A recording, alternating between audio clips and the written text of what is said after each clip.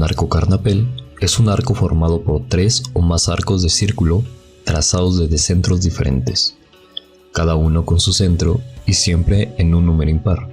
El más famoso es el carnapel de 3 centros, más elaborado y con su trazado en continuidad con el de los muros o líneas de apoyo de donde parte. Su aspecto denota un acabado más refinado que el arco rebajado normal. Este tipo de arco carnapel es habitual verlo en portadas de edificios de cierta importancia de casi cualquier época a partir del gótico, siendo más habitual en las puertas principales de edificios renacentistas.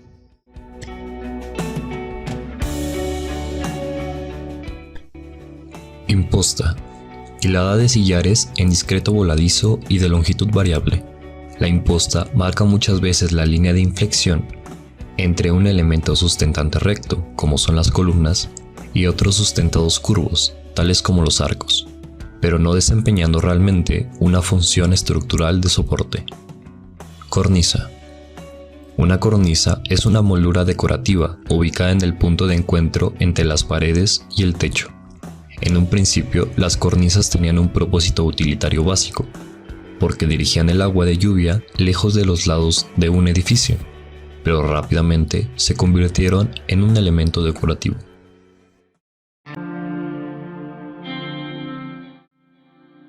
La bóveda de cuarto de esfera está formada por un cuarto de esfera, o sea, media cúpula. Sus proyecciones horizontales y verticales son semicirculares, por lo que es apropiada para cubrir ábsides. Es muy utilizada en la arquitectura romana y en el románico. La bóveda de un cuarto de esfera se encuentra en la capilla abierta del exconvento de Actopan Hidalgo, que cuenta con 17.5 metros de ancho y 12 metros de altura.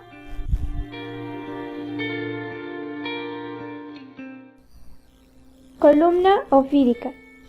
Es una de las más llamativas desde el punto de vista artístico. Se constituye de un fuste con 2 cilindros enlazados que se confunden en una misma dirección.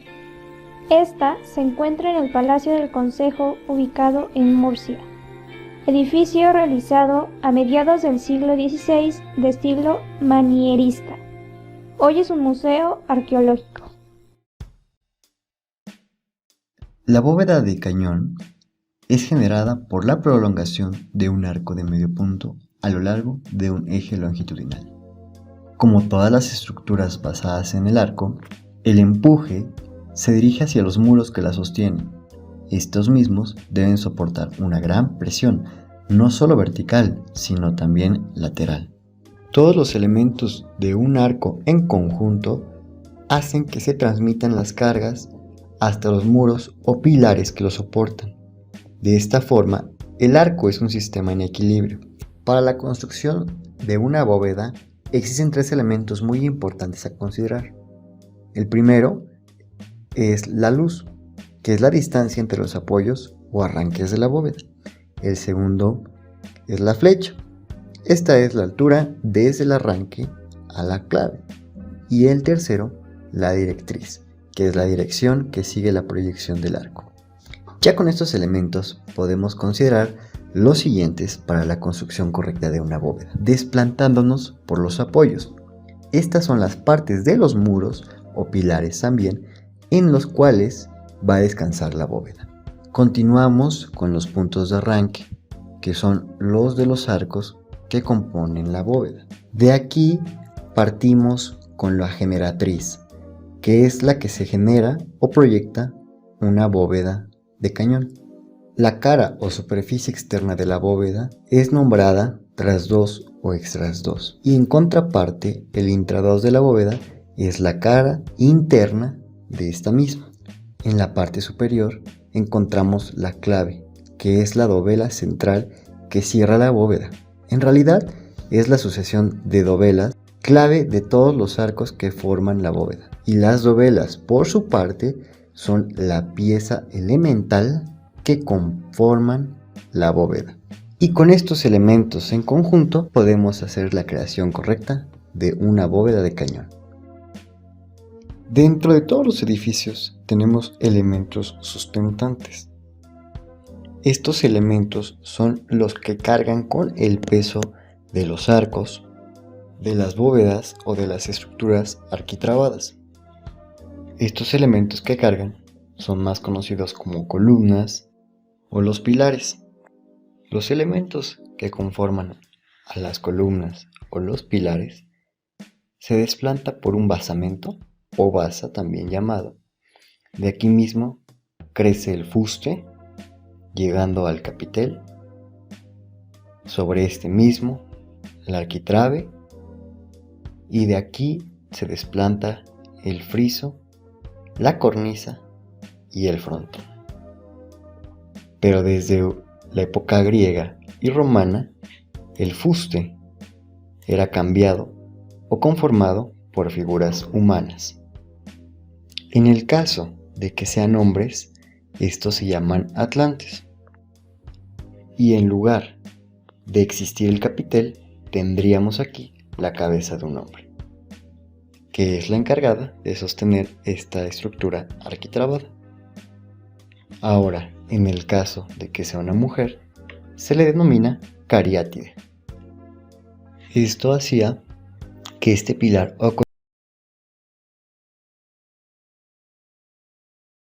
y mucho más fino. Un claro ejemplo lo podemos encontrar en la Casa de los Montejo, una edificación construida entre los 1542 y 1549, ubicada en el centro histórico de la ciudad de Mérida, en Yucatán, México. Aquí podemos ver una estructura con unos atlantes, los cuales dan la sensación de resguardar esta casa. Tímpano con frontón cortado, campanario municipal de Puebla. Un frontón es un elemento arquitectónico que se encuentra particularmente en la arquitectura clásica, neoclásica y barroca, y sus derivados consisten en la hastiera.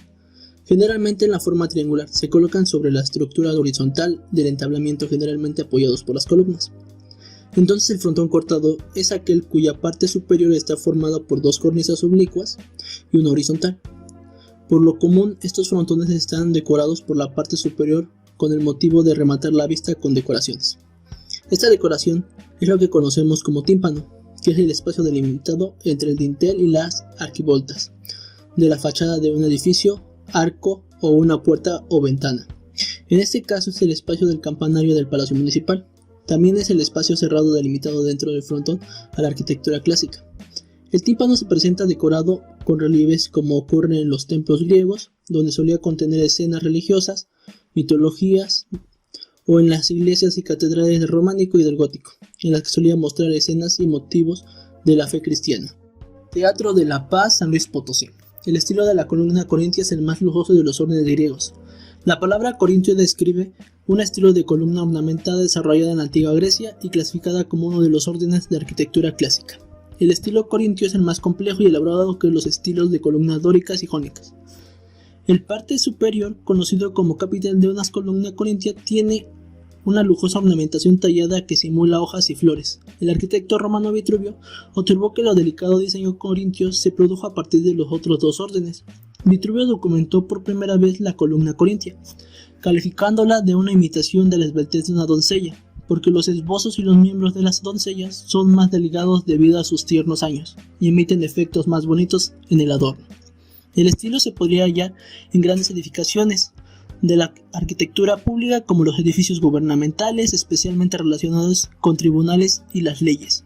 En este caso, la fachada principal del Teatro de la Paz de San Luis Potosí.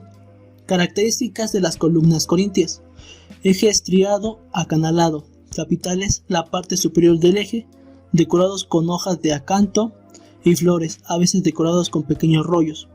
Los adornos del capitel se asoman hacia afuera como una campana, generando una sensación de altura, y al igual se utilizaban en interiores y arcos de apoyo.